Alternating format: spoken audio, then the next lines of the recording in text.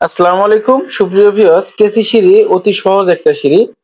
তারপরেও কিন্তু অনেকেই হচ্ছে কেচি সিঁড়ি তো রড বিছাইতে পারে না। তো আসলে কেচি সিঁড়ি আমি মনে করি সবচাইতে সহজ একটা সিঁড়ি। আর সবচাইতে সহজ বলতে কি, ২ টানের সিঁড়ি যেটা, এটা কিন্তু সবচাইতে সহজ সিঁড়ি। তো এখানে দেখেন আমরা যে সিঁড়ির কাজটা করতেছি, এই সিঁড়িটা কিন্তু হচ্ছে একটা কেচি সিঁড়ি। তো আপনারা যারা অনেকেই নতুন কাজ যারা করে এবং যারা বিল্ডিং এর কাজ কম করে, অনেকেই হচ্ছে কেজি সিঁড়িতে রড বিছাইতে পারে না এবং কেজি সিঁড়ির হিসাব মিলাইতে একটু সমস্যা হয়। এখানে দেখেন আমি কিন্তু এখন যে ভিডিওটা দিচ্ছি আপনাদেরকে এবং দেখাচ্ছি, এটা কিন্তু শুধু রড বিছানোর একটা ভিডিও দেখাচ্ছি। তো আসলে নিচ থেকে আমাদের যে মেইন রড গুলো উঠছে, এগুলো হচ্ছে ৪ ইঞ্চি পর পর উঠছে এবং উপরে যে মেইন রড গুলো দেওয়া হচ্ছে, এই রড গুলো কিন্তু ৪ ইঞ্চি পর পরই দেওয়া হচ্ছে।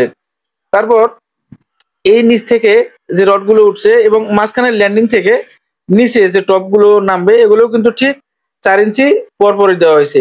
এবং বাইন্ডার গুলো এখানে যে বাঁধা হয়েছে, এই সিঁড়িটি হচ্ছে ৩ ভাগে ভাগ করা আছে।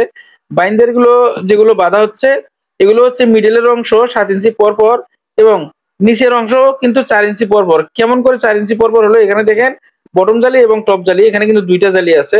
৮ ইঞ্চি পরপর আছে নিচের জালিতে এবং টপ জালিতে যখন আমরা মাঝখানে একটা করে দিছি, তখন কিন্তু এভারেজ ৪ ইঞ্চি পরপর হইছে।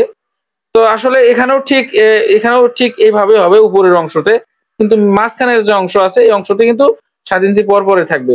এখানেও কিন্তু ঠিক দেখেন ৮ ইঞ্চি পরপর রড দেয়া আছে। এখানে দেখেন বাইন্ডার গুলো ৮ ইঞ্চি পরপর দেওয়া আছে এবং আমাদের কিন্তু সিঁড়ির যে ১২ রডটা, যেটা আমরা মেইন রড এবং টপ রড যেটা ব্যবহার করছি, এটা কিন্তু হচ্ছে ৪ ইঞ্চি পরপরই আছে।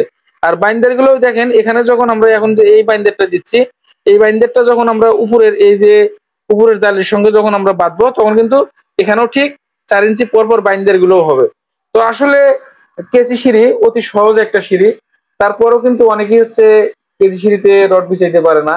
তো আমি মনে করি আপনারা এই ভিডিওটা যে যারা দেখছেন, যারা এই ভিডিওটা দেখতেছেন, তো আমি মনে করি আপনারা কিন্তু এভাবে যদি কেচি সিঁড়িতে রড বাঁধার কাজ করেন এবং এইভাবে যদি কেচি সিঁড়ির কাজ করেন, তাহলে কিন্তু আপনারা অতি সহজে কেচি সিঁড়ি করতে পারবেন। মানে কেচি সিঁড়িতে রড বাইন্ডিং এর কাজ করতে পারবেন। কেচি সিঁড়িতে রড বাইন্ডিং খুব তেমন কোনো একটা বিষয় না।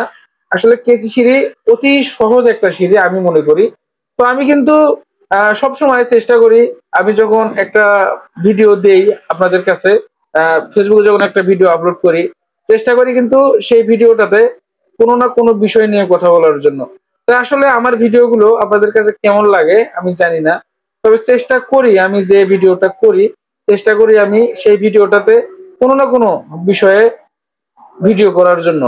আমার এই ভিডিও দেখে কেউ না কেউ কোনো কিছু যেন জানতে পারে এবং বুঝতে পারে। আসলে অনলাইনে অনেক অনেক অভিজ্ঞ লোক আছে, তাদের কাছে আমরা কিছুই না।